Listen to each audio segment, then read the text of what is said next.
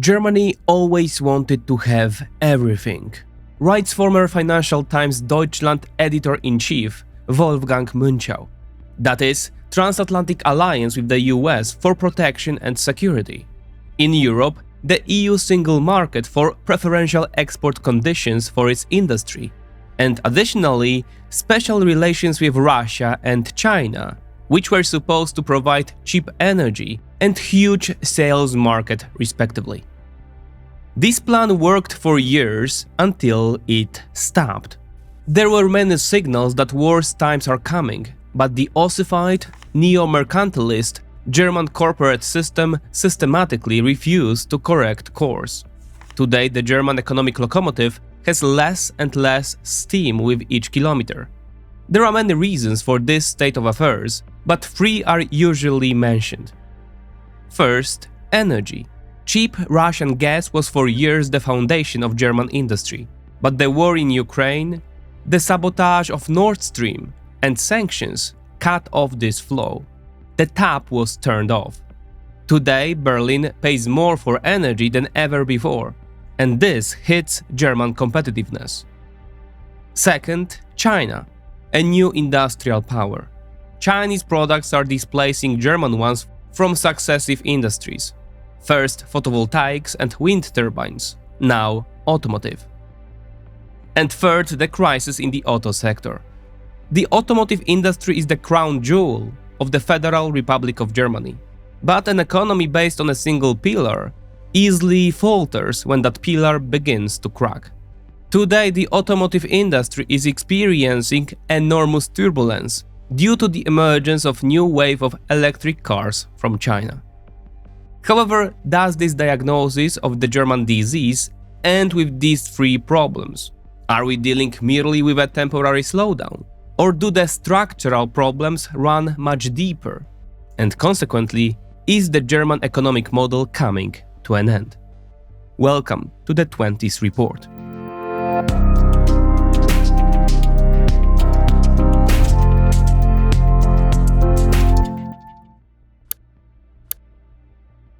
The German economic model, once admired all over the world, is now facing a serious crisis. The expensive energy and problems of the automotive industry, caused by competition from China, are just symptoms of a deeper disease, a system that has ceased to foster innovation and has slept through the digital revolution. In times of a global economic change, the ability to recognize long-term trends is crucial. The XTB app, partner of this episode, gives you the tools to take care of your finances and consciously take advantage of the changing balance of power in the global economy. XTB investment plans allow you to regularly invest even small amounts in over 1,000 ETFs, helping you diversify your portfolio in the face of market changes. You can also invest in shares of thousands of companies from around the world, all without commission, up to 100,000 euros of monthly trading. Check out what XTB has to offer by clicking on the link in the description. By doing so, you support the development of the channel. Remember also that investing is risky, so invest responsibly.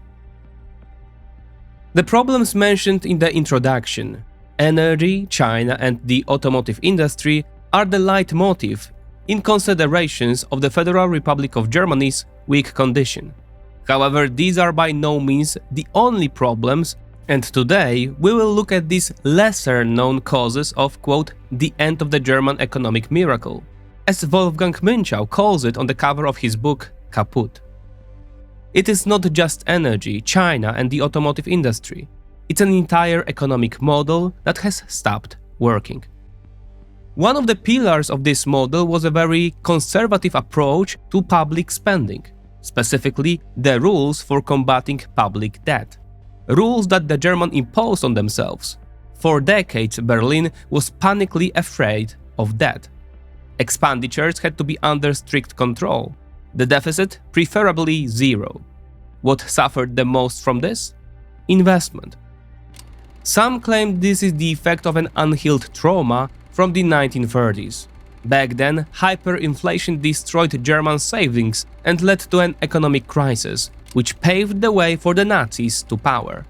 That is why Berlin is still so panically afraid of taking on debt, so those dark days don't return. However, the paradox is that today it is the deepening economic crisis that is pushing the far-right AfD toward power. The past is returning through the back door. After the 2008 crisis, Germany decided that the stability of the financial system was the highest value. It had to be defended even at the cost of lower investment spending, meaning at the cost of lower economic growth. That is why Germans then inscribed the so-called debt brake into the constitution. The federal deficit could not exceed 0.35% of GDP. The states were subject to a complete ban on borrowing. All subsequent governments had to adhere to these rules, which hampered development. There was no additional money in the budget. There were no investments. For comparison, the European Union allows a deficit of 3% of GDP. Thus, Berlin imposed much more restrictive rules on itself than on the rest of the European Union. What were the effects of this policy? The terrible state of German roads, neglected railways, infrastructure from the analog era. The Bertelsmann Foundation calculates 100 billion euros annually. That's how much Berlin should invest today to catch up. 1,000 bridges in need of renovation. Deutsche Bahn needs 45 billion immediately, because every third train is late. And if Germany wants to achieve climate neutrality by 2045, it must spend another 50 billion euros annually. Enormous needs, but there is nowhere to get the funds from. This wall of German fiscal conservatism was not broken through by the pandemic, nor the war in Ukraine, nor economic stagnation, nor even the collapse of Chancellor Scholz's ruling coalition. It was finally broken by Trump. After the US turned toward isolationism and the hostile signals from the Trump administration toward Europe, the German parliament decided it's time to break the existing taboo. Berlin recognized that it was high time to loosen the rules. Friedrich Merz, the Christian Democratic candidate for chancellor, led a coalition that resulted in changing the constitution and throwing the debt brake into the trash. Although he proclaimed different slogans during the election campaign, after the elections he became the leader of change. He was supported by the left-wing SPD and the Greens. The new government will thus be able to increase the deficit to finance spending on defense and infrastructure modernization. The last few weeks have therefore brought a fundamental shift in German economic policy. Berlin abandoned principles that had been placed for decades, breaking through social traumas from the 1930s.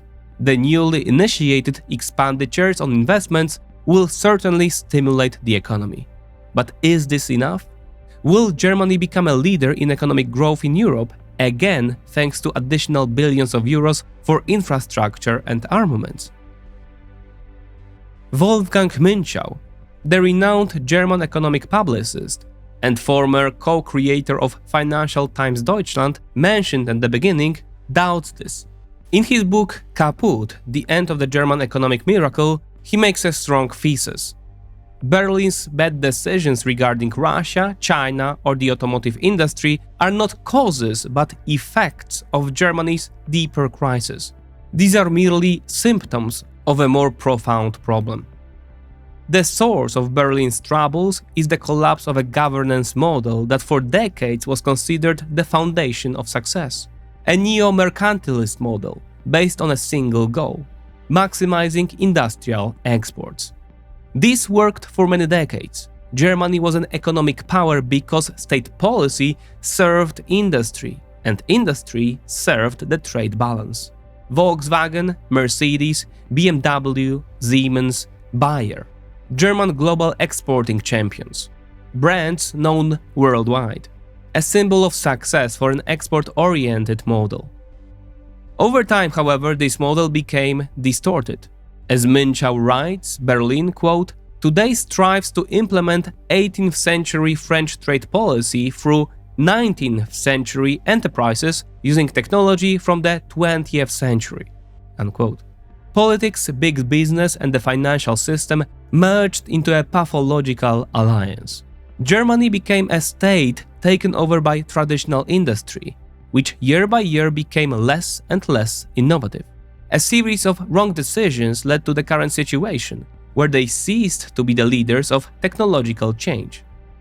As the author notes, quote, "The biggest problem is the political conditioning of decisions on which entities to finance.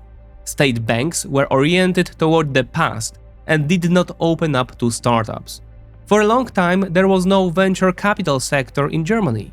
Currently, it exists, but it is much smaller compared to the United States. One of the reasons why Germany is not present in the advanced technology companies segment is the lack of financing. There is no shortage of talented researchers in Germany, but the financial system is unable to support them." Unquote. This is where the true cause of the current economic crisis lies. A modern industrial state has degraded into a rusty machine, clipping coupons from the past. Münchau criticizes all governments of the recent decades, regardless of political affiliations, from Helmut Kohl to Olaf Scholz. But Gerhard Schröder left a particularly bad legacy.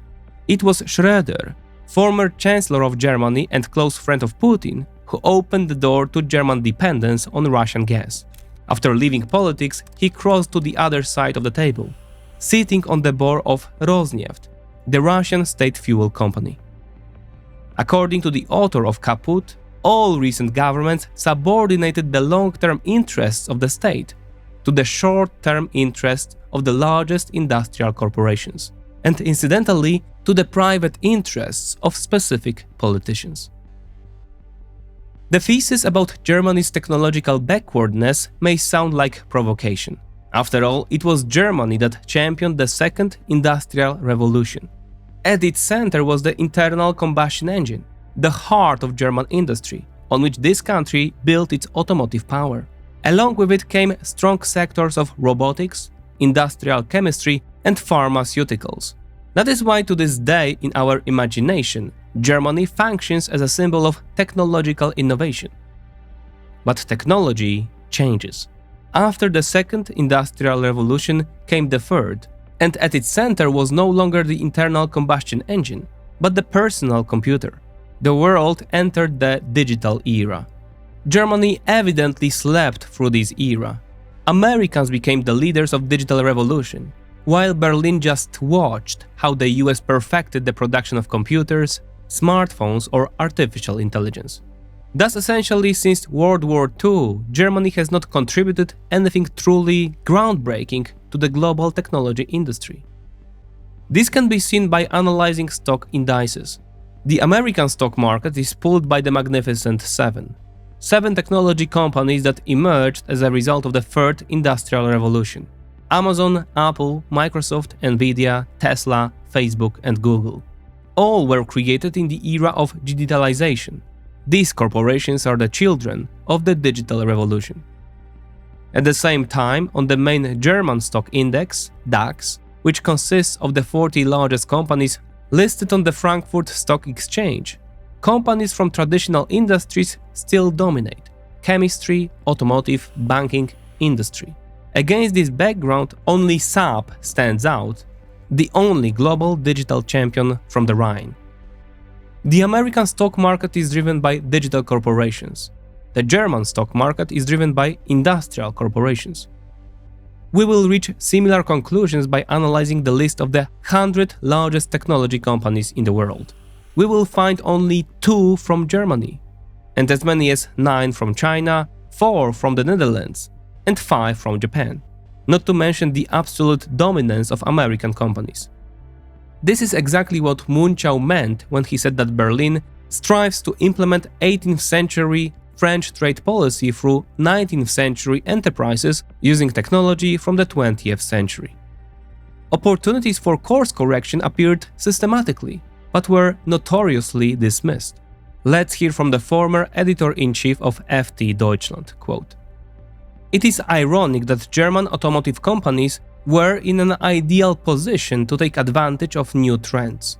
When California threatened to introduce a mandatory number of imported electric cars in the late 1990s, Daimler-Benz designed a compact A-class car as a potential future electric vehicle. When California withdrew this threat, Mercedes stopped working on the project.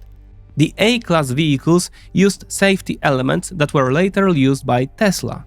This is another theme running through our story. The driving force behind German technological weakness was poor management decisions and excessive confidence in the strength of their own industry. German automotive companies did not want to design electric vehicles as they considered them a threat to their own ideas about the essence of a car." Unquote.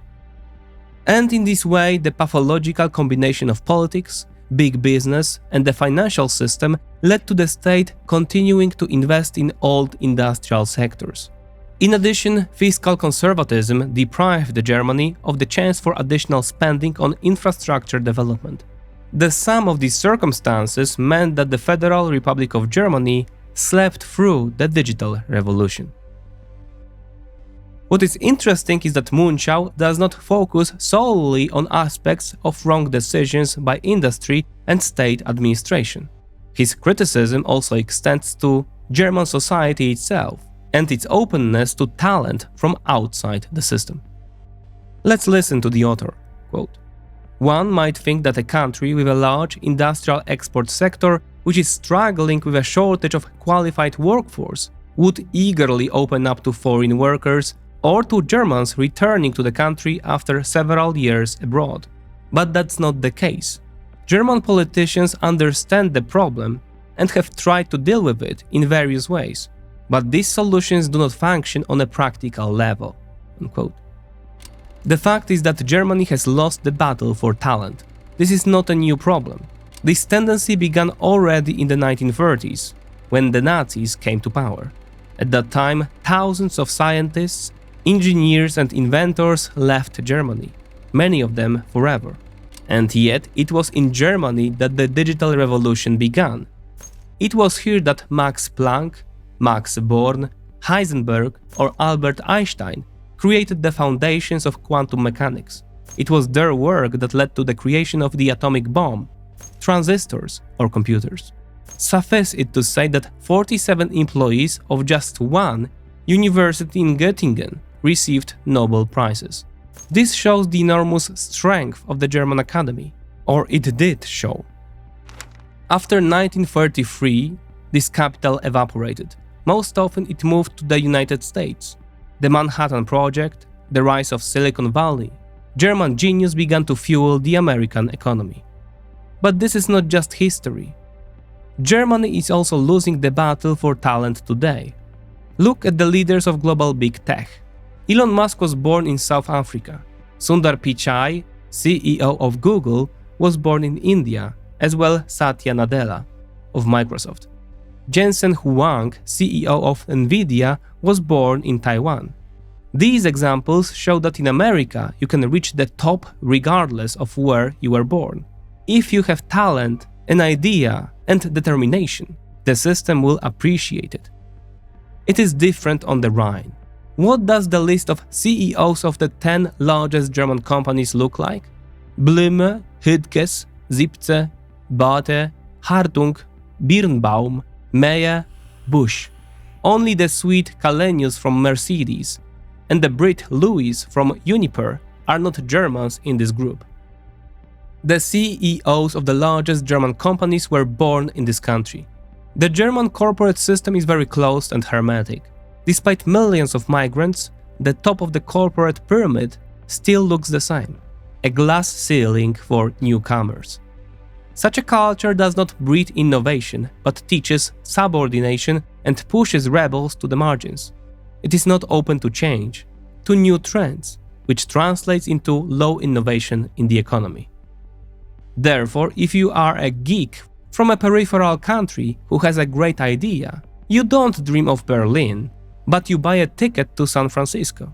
This is precisely how Germany is losing the global competition for talent.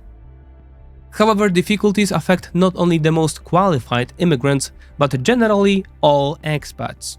Quote, "In a worldwide survey on expat life, Germany ranked last out of 53 countries 2 years in a row.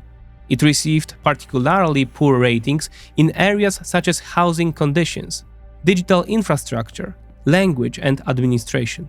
30% of the surveyed expats stated that they do not feel at home in Germany and do not have a network of special relationships. 50% complained about difficulties in making close acquaintances, and 33% agreed with the statement that Germans are unfriendly toward foreigners. Unquote. The second important factor is mental skepticism toward digitalization. Not just political, but deeply cultural. The concreteness of steel and engines has strongly dominated the German technological imagination.